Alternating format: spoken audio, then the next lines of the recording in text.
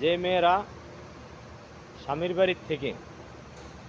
বাড়ির থাইকা বাবার বাড়ির অর্থের ক্ষমতা দেখায়, সেই মেয়েরা সংসার সুখী করতে পারে না। আর যে মেয়েরা বাপের বাড়িতে কি আছে না আছে এটা নিয়ে চিন্তা না করে তারা স্বামীকে সুখী করতে পারে, স্বামীর বাড়িতে স্বামী নিয়ে ছেলে মেয়ে নিয়ে সুখে থাকতে পারে।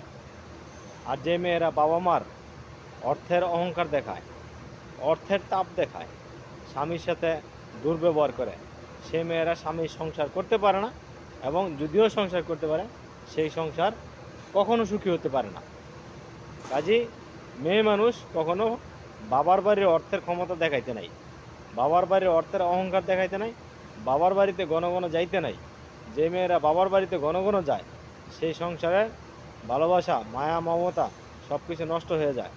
বাবার বাড়ি ত্যাগ করে, মনে মনে ত্যাগ করে চলতে হবে, মনে করতে হবে বাবার বাড়ি নাই, সেই মেয়েরাই সংসার সুখী হতে পারে।